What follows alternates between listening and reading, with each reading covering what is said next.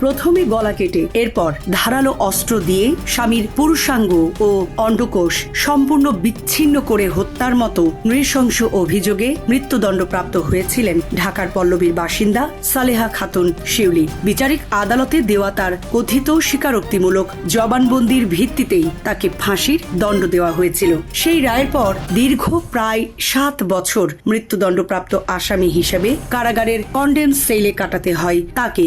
কিন্তু আপিল শুনানিতে মামলার চিত্র পুরোপুরি বদলে যায়। তদন্তের গুরুতর ত্রুটি, ফরেনসিক পরীক্ষার ঘাটতি, সাক্ষ্য প্রমাণের অসঙ্গতি এবং স্বীকারোক্তিমূলক জবানবন্দির গ্রহণযোগ্যতা নিয়ে প্রশ্ন তুলে হাইকোর্ট মৃত্যুদণ্ডের রায় বাতিল করে শিউলিকে খালাস দেন। Premium commercial space is now for rent.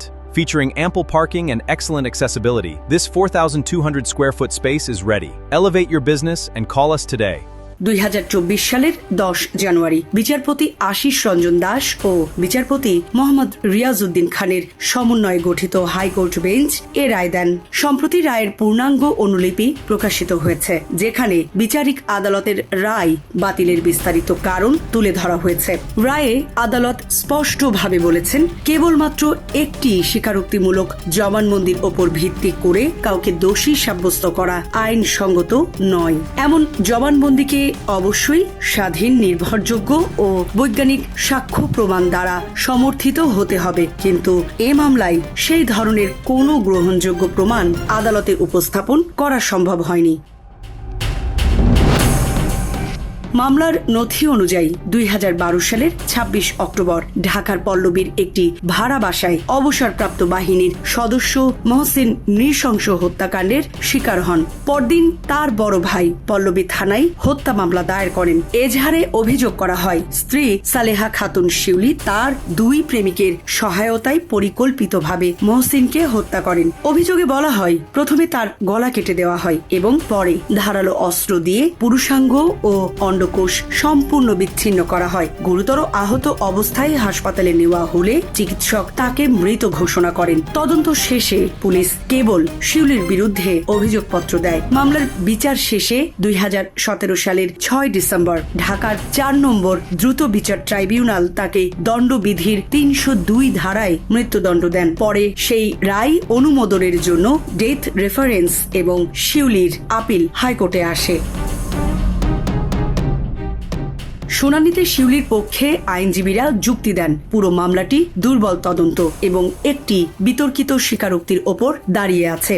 স্বাধীন কোনো প্রত্যক্ষদর্শীর সাক্ষী নেই, বৈজ্ঞানিক প্রমাণ নেই, এমনকি তদন্তেও রয়েছে অসংখ্য অসঙ্গতি। এসব যুক্তি বিবেচনায় নিয়েই হাইকোর্ট মৃত্যুদণ্ডের রায় বাতিল করে তাকে খালাস দেন। আদালত আরও নির্দেশ দেন, অন্য কোনো মামলায় প্রয়োজন না থাকলে শিউলিকে অবিলম্বে মুক্তি দিতে হবে। রাষ্ট্রপক্ষের দাবি ছিল, শিউলি ম্যাজিস্ট্রেটের কাছে দেওয়া জবানবন্দিতে স্বীকার করেছিলেন যে স্বামীর চরিত্রগত নানা আচরণে তিনি দীর্ঘদিন ধরে ক্ষুব্ধ ছিলেন। ঘটনার দিন তিনি স্বামীর আনা একটি এনার্জি ড্রিঙ্কের সঙ্গে কড়া ঘুমের ওষুধ মিশিয়ে পান করান। স্বামী অচেতন হয়ে পড়লে ঘরে থাকা পশু জবাইয়ের ছুরি দিয়ে প্রথমে তার পুরুষাঙ্গ ও অন্ডকোষ কেটে ফেলেন এবং পরে গলা কেটে হত্যা করেন। এরপর তিনি রক্ত মাখা তোষক ও হত্যায় ব্যবহৃত ছুরি নিয়ে নিজেই পল্লবী থানায় গিয়ে ঘটনার কথা জানান। কিন্তু আদালতে আত্মপক্ষ সমর্থন করে শিউলি সম্পূর্ণ ভিন্ন দাবি করেন। তিনি বলেন, ঈদ উপলক্ষে ঘটনার আগের দিন 2 সন্তানকে নিয়ে বড় বোনের বাসায় ছিলেন। পরে ফোনে জানতে পারেন তার স্বামী অসুস্থ হয়ে হাসপাতালে ভর্তি হয়েছেন। হাসপাতালে গিয়ে তিনি স্বামীর মরদেহ দেখতে পান। তার দাবি, পুলিশ ভয় ভীতি দেখিয়ে তাকে জবানবন্দিতে স্বাক্ষর করায়। ম্যাজিস্ট্রেটের সামনে জবানবন্দি পড়ে শোনানো হয়নি এবং তিনি কখনো পরিকল্পিত হত্যার কথা স্বীকার করেননি। হাইকোর্ট রায় বলেন, রাষ্ট্রপক্ষের 7 জন সাক্ষীর মধ্যে একজনও প্রত্যক্ষদর্শী ছিলেন না। পুরো মামলাটি প্রায় সম্পূর্ণভাবে স্বীকারোক্তিমূলক জবানবন্দির ওপর নির্ভর করে পরিচালিত হয়েছে, অথচ প্রচলিত আইন ও সুপ্রিম কোর্টের বিভিন্ন সিদ্ধান্ত অনুযায়ী শুধু স্বীকারোক্তির ভিত্তিতে সাজা দেওয়া যায় না। স্বীকারোক্তির প্রতিটি গুরুত্বপূর্ণ অংশকে স্বাধীন সাক্ষ্য কিংবা বৈজ্ঞানিক প্রমাণ দিয়ে সমর্থন করতে হয়। রাষ্ট্রপক্ষের দাবি ছিল, ভিকটিমকে ঘুমের ওষুধ খাইয়ে অচেতন করার পর হত্যা করা হয়েছে, কিন্তু এই দাবির পক্ষে কোনো বৈজ্ঞানিক প্রমাণ উপস্থাপন করা হয়নি। নিহত ব্যক্তির ভিসেরা পরীক্ষা করা হলে তার শরীরে ঘুমের ঔষধ ও চেতনানাশক পদার্থ ছিল কি না তা নিশ্চিত হওয়া যেত, কিন্তু তদন্তকারী কর্মকর্তা সেই পরীক্ষাও করাননি। একইভাবে যে এনার্জি ড্রিঙ্কের বোতলে ঘুমের ঔষধ মেশানোর কথা বলা হয়েছে সেটিও রাসায়নিক পরীক্ষার জন্য পাঠানো হয়নি, ফলে সেখানে আদৌ কোনো চেতনানাশক ছিল কি না তার কোনো প্রমাণ আদালতে আসেনি। হাইকোর্ট আরও বলেন, একজন অবসরপ্রাপ্ত বাহিনীর শক্ত সমর্থ সদস্যকে একজন নারী একা প্রথমে পুরুষাঙ্গ ও অন্ডকোষ বিচ্ছিন্ন করে পরে গলা কেটে হত্যা করেছেন এমন দাবি স্বাভাবিকভাবে গ্রহণযোগ্য হতে হলে শক্তিশালী বৈজ্ঞানিক ও স্বাধীন প্রমাণ প্রয়োজন ছিল, কারণ যদি ভিকটিম সম্পূর্ণ অচেতন না থাকেন তাহলে এত গুরুতর আঘাতের সময় তার প্রতিরোধ করার কথা, অথচ রাষ্ট্রপক্ষ সেই অচেতন অবস্থারই কোনো প্রমাণ দিতে পারেনি।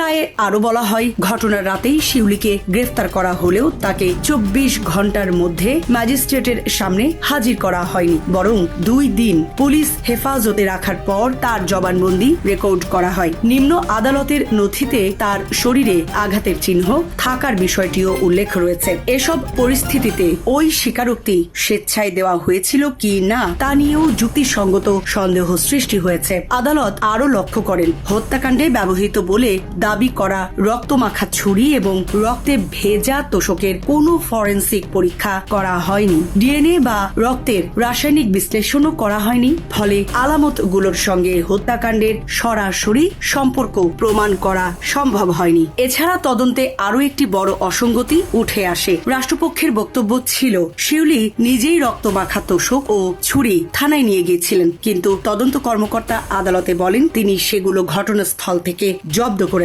একই আলামত নিয়ে 2 ধরনের বক্তব্য আদালতের কাছে তদন্তের বিশ্বাসযোগ্যতাকে আরো দুর্বল করে দেয়।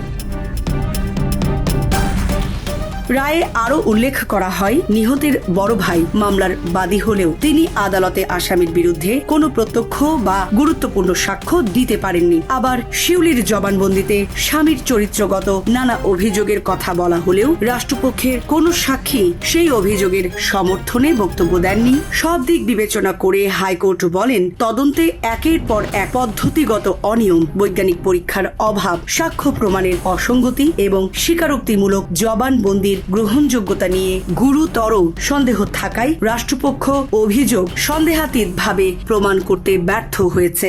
জীবন অবাক না করলে কে করবে? 28% মিল্ক ফ্যাটের অবাক করার সাথে ফ্রেশ মিল্ক পাউডার, জীবন অবাক করুক প্রতিদিন।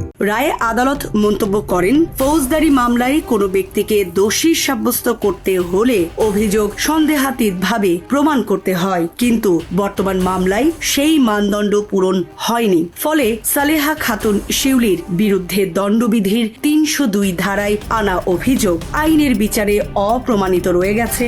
সেই কারণেই মৃত্যুদণ্ডের রায় বাতিল করে তাকে খালাস দেওয়া হয় এবং অন্য কোনো মামলায় প্রয়োজন না থাকলে অবিলম্বে মুক্তির নির্দেশ দেওয়া হয়। সামরিনা প্রীতি, ঢাকা এক্সপ্রেস।